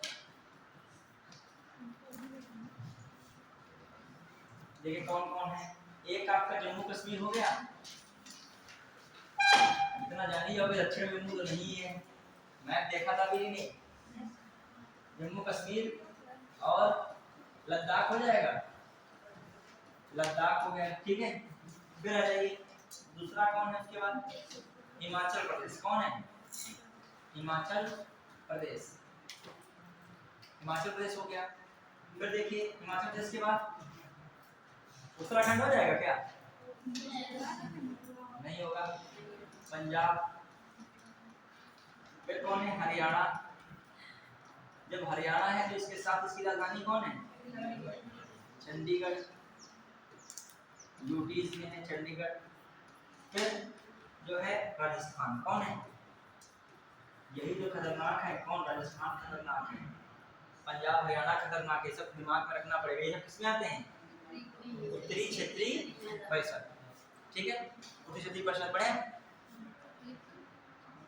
दिमाग में रखने का। मैप सोचो, इंडिया का मैप सोचिए, ऊपर जम्मू कश्मीर लद्दाख हो गया है, उसके बाद कौन है? हिमाचल उधर साइड में नीचे, फिर थोड़ा सा बढ़ोगे पंजाब है, फिर हरियाणा है उधर साइड में नीचे, थोड़ा बढ़ोगे पंजाब के नीचे क्या है? राजस्थान है। कौन है? देखो अभी मैप में देखा है, देखो ये आपका कौन है? जम्मू कश्मीर है, ये आपका हिस्सा कौन है? जम्मू कश्मीर है। ये आपका कौन है? लद्दाख है। फिर यहाँ पे कौन है? हिमाचल है। फिर यहाँ पे कौन? हरियाणा है। फिर यहाँ पर कौन है? पंजाब है। पंजाब के नीचे कौन है? राजस्थान। राजस्थान तक आओगे और पंजाब हरियाणा की राजधानी कौन? चंडीगढ़। एक और लिखेगा नई दिल्ली, दिल्ली भी लिखेगा। दिल्ली किसमें आता है? उत्तरी क्षेत्रीय परिषद, ठीक है, उत्तरी क्षेत्रीय परिषद में दिल्ली किसमें आएगा? उत्तरी क्षेत्रीय परिषद। बढ़िया। अब आ जाइए अगला स्टेट जो है, कौन सा क्षेत्रीय परिषद है? उत्तरी क्षेत्रीय परिषद। कौन सा बताया? पश्चिमी, पश्चिमी क्षेत्रीय परिषद,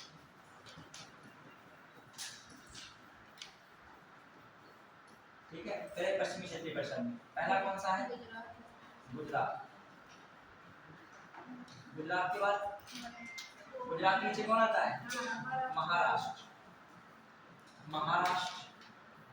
फिर महाराष्ट्र के बाद गोवा, गोवा के बाद अच्छा ठीक है, एक लिखे कर्नाटक नहीं है, दक्षिण में क्या रखोगे? दक्षिण वालों से लेके हिस्सा इधर चले आओगे, ठीक है। तो इसको लिख लेगा एक और दादरा दमन दीव और दादरा नगर हवेली, एक पॉलिटिकल दमन दीव और दादरा और दादरा नगर हवेली, दादरा नगर हवेली। पढ़ाई एक नशा है, देखा है कि दिन दिन लोग पढ़ा करते हैं, नशे लोग तो होते हैं जिसमें डूबे रहते दिन दिन डूब सकते हैं, मतलब जो पढ़ाई नशा नहीं बताइए, एक स्टडी भी एक प्रकार का नशा, एडिक्शन वाला पढ़ते हो, कुछ लोगों को स्टडी ना पढ़ने का एडिक्शन वाला वो बड़ा खतरनाक होता है। तो एक पढ़ने वाला बनाओ, एक क्या है, एक ना पढ़ने बहुत दूर रहो। कभी कभी हो सकता है संडे वनडे तुम्हारा मन एकदम किताबों से घिरा हो जाए, फिर एकदम से मंडे आए, फिर से एकदम कोचिंग फिर शुरू हो जाए, फिर एकदम से गज पकड़ लो पढ़ाई की। कोचिंग में जरूरी होती है चीजें सब, एक हो गया, दो हो गया, तीन हो गया, और यहाँ कौन क्या करें, चार दिमाग में रखिएगा पढ़ेंगे। तो ये कौन सी परिषद है, पश्चिमी क्षेत्रीय परिषद, ये पश्चिमी थी, गलत हेडिंग न डाल जाए। हाँ, अब कौन क्षेत्रीय परिषद है,